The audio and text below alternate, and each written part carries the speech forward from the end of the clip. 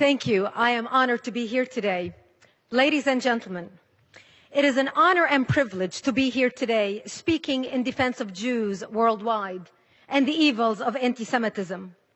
As you notice, I am wearing a Star of David. This necklace was given to me by a man during a book signing in Dallas, Texas. This necklace belonged to his wife, who died in a tragic accident. He said to me, crying, "This necklace was my wife's favorite. She died wearing it. She considered you her hero for your work for the Jewish people. I want you to have it. Promise me you'll wear it." I couldn't find a more befitting time to honor her and her memory than now, wearing this Star of David as a Lebanese, giving a keynote speech at the United Nations in defense of the Jewish people. We are here today to address the rise of global anti-Semitism. 10 years ago, Nathan Sharansky explained, classical and anti-Semitism is aimed at the Jewish people or the Jewish religion. New anti-Semitism is aimed at the Jewish state. Mr. Sharansky devised what he called the 3D test. The 3Ds are demonization, double standards, and delegitimization. Demonization is making bizarre, ugly claims that have no basis in reality. Comparisons between Israel and the Nazis, or assertions that Israel has been committing genocide against the Palestinians, are examples of demonization. Such claims are nonsense. If Israel has been committing genocide against the Palestinians, then why has the population of Palestinians increased more than 600% since 1948? Israel must be the most incompetent mass murderer in the history of the world. When Israel is held to a standard that no other country in the world would be expected to meet, that double standard is itself anti-Semitism. For instance, Israel is a vibrant democracy where human rights are protected and respected. And yet the United Nations so-called Human Rights Commission spends most of its time and effort investigating and condemning Israel, while they gloss over or ignore the massive and continuing human rights violations that occur in Iran, Cuba, China, and many other brutal, repressive atrocities. Delegitimization of Israel is to assert that of all the people in the world, only the Jewish people do not have a right to a statehood. In fact, Israel's historical, legal, and moral right to exist as a Jewish state is a codified principle of international law. This codification is explicitly based on the long, continuous, and well-documented connection of the Jewish people to the land of Israel. To deny the connection of the Jewish people to the land of Israel is anti-Semitism in its purest form. But why should anti-Semitism matter to the rest of the world? Why should the world care?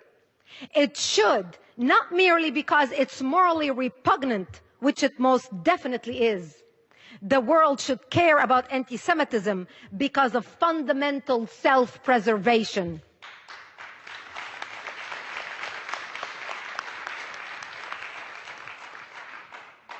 The stark truth is that the world stands at the edge of a deep, dark precipice.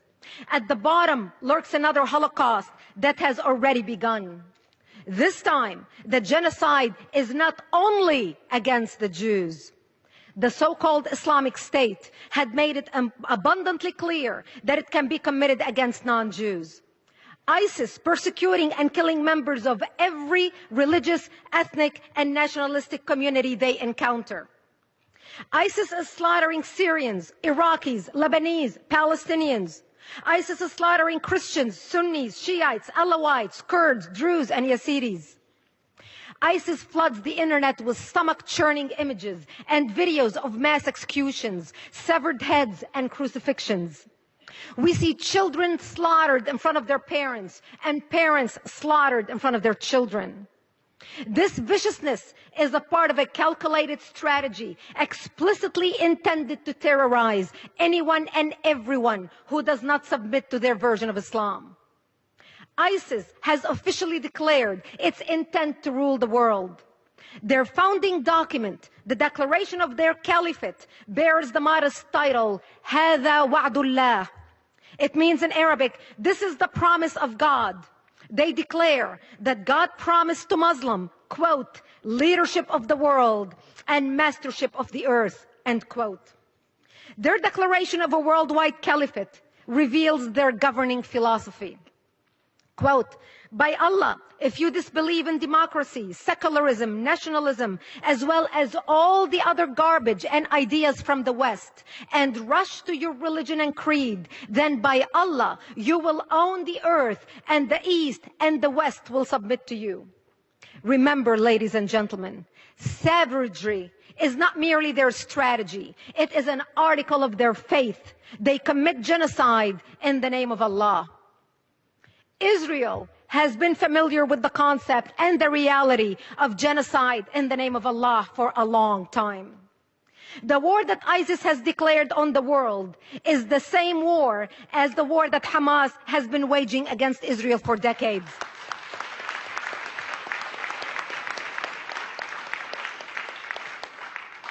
The only difference, again, is focus. ISIS seeks a worldwide caliphate. Hamas is focused on the destruction of Israel. However, their motivation, methods, and morals are the same.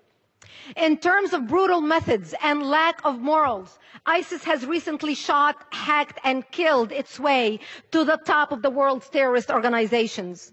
Meanwhile, Hamas has been committing mind-numbing mass atrocities for decades. They used to wrap their children in dynamite and nails and send them to blow up Israeli buses and restaurants. They rejoiced at the deaths of Israeli children and glorified the deaths of their own. Today, they use them as a human shield. I know something about children being used as human shields. In 1976, when I was 11 years old, Palestinians in South Lebanon used me and my family as human shields. They employed exactly the same technique that Hamas uses in Gaza today. They set up artillery or rocket launchers in front of my bomb shelter and fired a barrage towards Israel. They would pack up and run as quickly as possible, leaving my family to the devastation of return fire. Today, Hamas hides behind human shields on a much larger scale.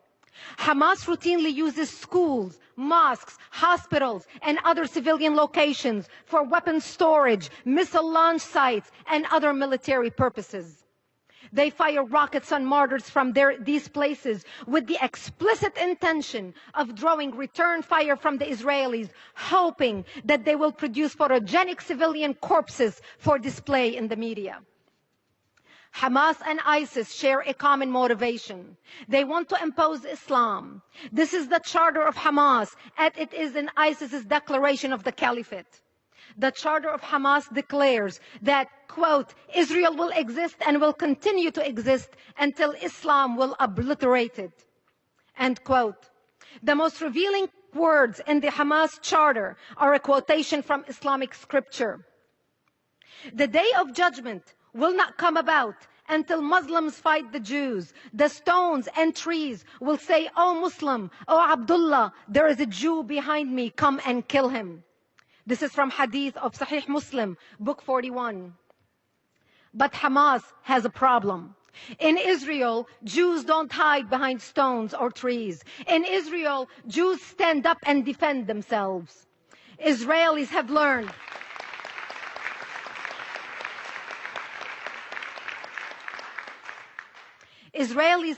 from history that if someone repeatedly says they're going to kill you, they mean it. A lesson the world is only now learning.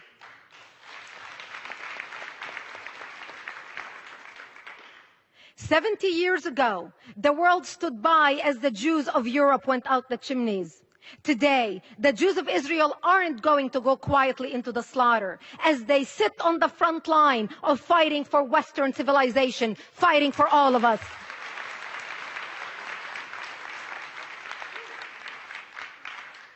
Those who seek to exterminate the Jews are not going to stop with the Jews. That should have been the lesson of the Holocaust. That must be the lesson of the rise of ISIS. Once the international mass murder of innocent civilians was legitimized against Israel, it was legitimized everywhere, constrained by nothing more than the strong-held beliefs of those who would become the mass murderers. Because the Palestinians were encouraged by most of the world to believe that the murder of innocent Israeli civilians is a legitimate tactic to advance their Palestinian cause, the Islamists believe that they may commit mass murder anywhere in the world to advance their holy cause. As a result,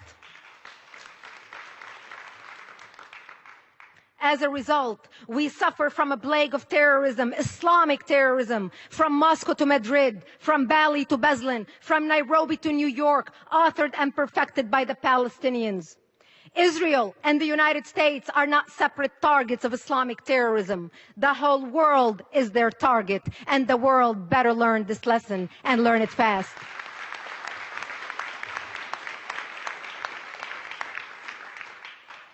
Evil dwells when courageous men become bystanders. Lies spread when the informed become silent. Society deteriorates when apathy replaces activism. Tyranny comes when leaders become mediocre and haters become organized. Today, we are summoned to lead in our communities and our nations. We are summoned to wake up the apathetic and inspire the despaired, to silence the liars and educate the concerned, to speak tolerance instead of resentment, forgiveness instead of revenge, love instead of hate, peace instead of war. We are here at the United Nations today because each one of us is a leader and an instrument of change with history as our final judge. How will we be judged?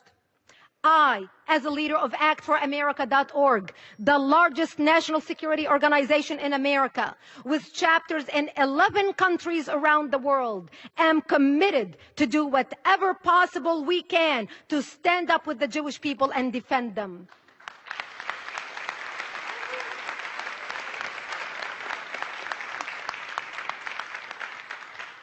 The civilized world must band together in solidarity to ensure that people of all faiths can live in peace and harmony, and that Jews are never persecuted and victimized by barbaric, murderous ideologies ever again. That Jews can walk in any street in the world with their head held high and safe. That Israel, the Jewish state, the only democracy in the Middle East, continues to shine as a beacon of light in the darkest regions of the world. Thank you for having me here today. It's been an honor. Thank you. Thank you. Thank you.